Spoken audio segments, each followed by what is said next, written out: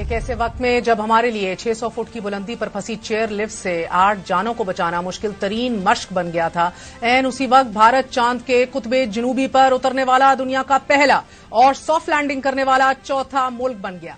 इससे पहले अमेरिका, रूस और चीन सॉफ्ट लैंडिंग करने वाले 3 मुल्कों को ये एजाज हासिल था, मगर आज शाम 6 बजे भारत के खलाई जहाज चंद्रयान 3 ने चांद के जनूबी कुतब पर उतरकर तारीख रकम कर दी है। भारतीय वजीर आजम नरेंद्र मोदी ने इस मौके पर कौम से खिताब करते हुए कहा कि हार से सबक सीखकर जीत कैसे रकम की जाती है।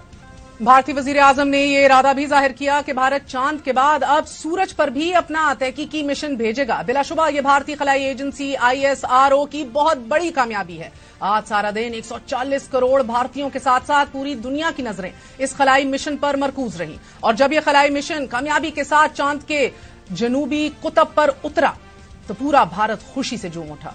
चांद का ये जनूबी कुतब सियारे का दूर दराज का खित्ता है और ये खित्ता हमावा गहरे साए में रहता है। चांद के साए वाले हिस्से को चांद के अंधेरे के नाम से पुकारा जाता है। चांद का यह अंधेरे वाला हिस्सा इससे पहले गैर दरियाफ्त शुदा रहा।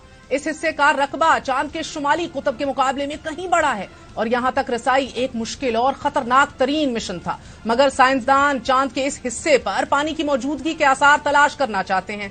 भारत इससे कबल 2 बार चांद की जनूबी कुतब पर उतरने की कोशिश कर चुका है, मगर इसे कामयाबी हासिल नहीं हुई। तहम अक्टूबर 2008 में भेजे जाने वाले पहले मिशन ने चांद की सतह पर पानी के मॉलिक्यूल्स की मौजूदगी को दरियाफ्त किया था। भारत ने जुलाई 2019 में अपना दूसरा खलाई मिशन भेजा और ये दूसरी कोशिश भी नाकाम हो गई, मगर अब चंद्रयान 3 की कामयाबी ने भारत को साइंस और टेक्नोलॉजी और तहकीक की दुनिया में कहीं आगे पहुंचा दिया है। 14 जुलाई को शुरू होने वाले इस खलाई मिशन ने आज 40 दिन बाद अपनी मंजिल को पा लिया।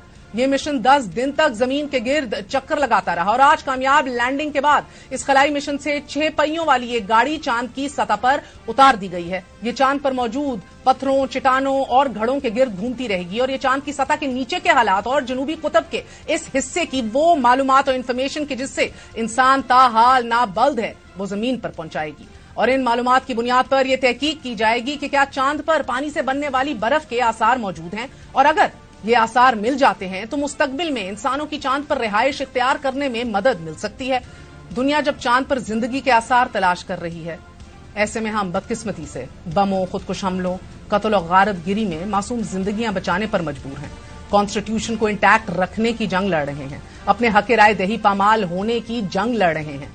Nationalism, pride, security, international Prestige, new records, ये वो सारी चीजें हैं कि जो पाकिस्तानियों ने अभी हासिल करनी है। जिस तरह फैज साहब ने कहा, चले चलो कि अभी मंजिल नहीं आई, लेकिन दिल बहुत करता है कि वही ठाटे मारता हुआ नेशनलिज्म, वही गरूर, प्राइड इंशाल्लाह पाकिस्तान एक बार फिर हासिल करे। नाजरीन, इंडिया का ISRO हो, अमेरिका का नासा हो, इंग्लैंड और रशियन के स्पेस टेक्नोलॉजी इदारे हों, इनको अगर आप मुलायजा करें तो इधर पाई के साइंटिस्ट मौजूद हैं। और अगर पाकिस्तान के ऊपर एक नजर दौड़ाएं तो we did start with a big bang.